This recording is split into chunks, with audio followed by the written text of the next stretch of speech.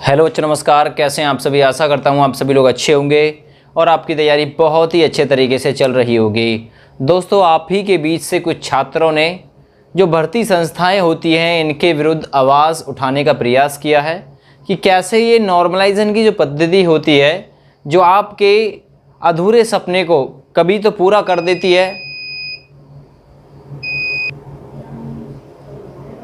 और कभी इस नॉर्मलाइजेशन की वजह से ही आप लोगों की जो आई हुई नौकरी है वो आपके हाथ से चली जाती है। तो एक तो छात्रों ने ये आवाज़ उठाई है कि जो भर्ती संस्थाएं हैं वो स्पष्ट करें कि किस आधार पर नॉर्मलाइजेशन जो है वो किया जा रहा है। दोस्तों, बावजूद इसके सरकार जो है इस बात पर ध्यान देने के लिए ही तैयार नहीं है। आप लोग कुछ भी कहें, सरकार तो अपनी तानाशाही जो उन्हें करना होता है उसी पर वो अमल करते हुए चलते हैं।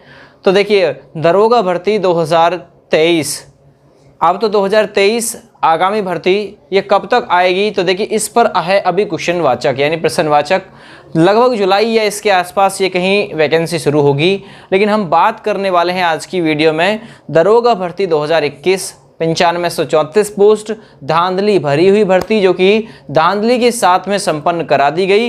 170 से ज़्यादा कैंडिडेट पकड़े गए। 100 से ज़्यादा एफआईआर की कॉपी चीख चीख कर चिल्ला कर ये कहती थी कि भाई इस भर्ती में बहुत बड़े स्तर पर नकल हुई है। लेकिन सरकार ने बावजूद इसके कि जो आपकी विधानसभा है, इको गार्डन है, इसमें धरना चीख चीख पुकार के बच्चों ने कहा कि इस भर्ती में नकल हुई है, लेकिन सरकार ने इसकी तरफ कोई भी ध्यान नहीं दिया।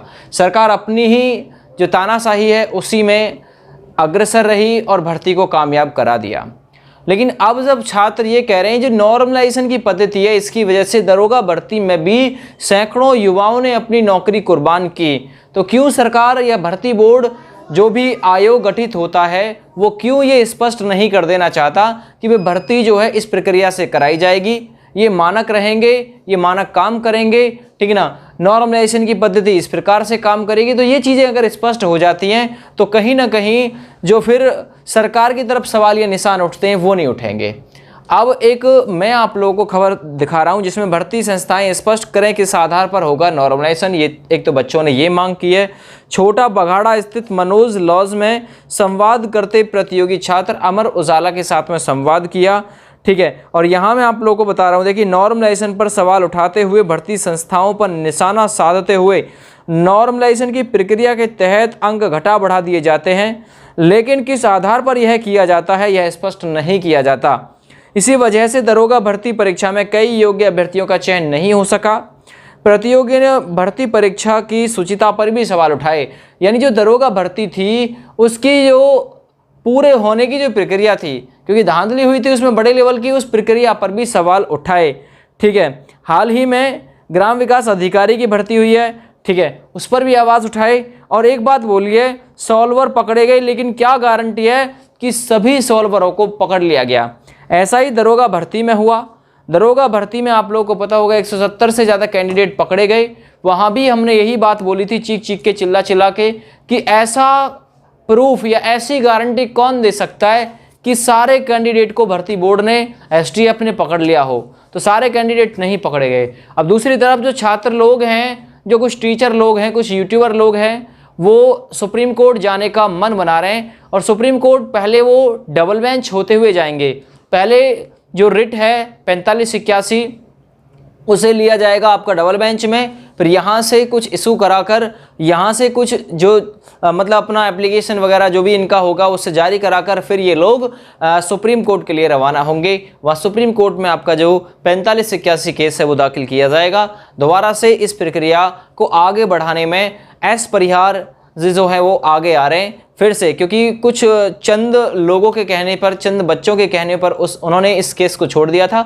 लेकिन उन बच्चों ने इस केस की अब तक सुनवाई हो गई होती, उसकी वजह से जो एस परिहार हैं, संदीप परिहार जी हैं, उन्होंने इस पर काम नहीं किया। लेकिन दोबारा से वो आगे आने के लिए तैयार हैं। फिर आपके लिए वो फिर से एक हो सकता है उम्मीद की किरण पैदा कर दें इस केस में। तो मैंने आप लोग को दोनों के ही परिणाम बता दिए। दरोगा भर्ती अभी भी जारी है जंग अभी भी सवालों के घेरे में है। तो आप लोग कैसे कह सकते हैं ये भर्ती पूरी पारदर्शी और निष्पक्ष तरीके से हुई थी? बिल्कुल नहीं हुई थी, धांधली भरी हुई भर्ती थी। मैं चीख के चिल्ला के किसी भी स्टेज पे इस बात को बोल दूंगा, क्योंकि हमारे पास में एविडेंस बहुत पुख्ता थे। 170 से ज़्यादा लोग, 170 से ज़्यादा कैंडिडेट और लगभग 100 से ज़्यादा FIR की कॉपी ये बयां करती हैं। और दूसरा, भर्ती बोर्ड के द्वारा STF के द्वारा पकड़े गए कैंडिडेट ये बयां करते हैं, स्क्रीन शेयरिंग ये बयां करती है कि इस भर्ती में बड़े लेवल की धांधली थी, लेकिन सरकार ने चंद नेता, चंद मंत्रियों, कंपनी और पता ना किस किस को बचाने के लिए इस भर्ती को पारदर्शी तरीके से ना कराकर धांधली के साथ में संपन्न करा दिया।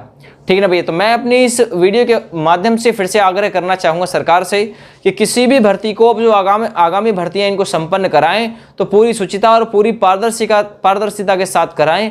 नकल बिल्कुल भी इन भर्तियों में नहीं होनी चाहिए। ठीक है ना भैया? अपनी इस वाणी के साथ में दोस्तों मैं यहीं विराम दूंगा। सुप्रीम कोर्ट में जाने की पूरी तैयारी है। ठीक है, चलिए, जय हिंद, वंदे मातरम।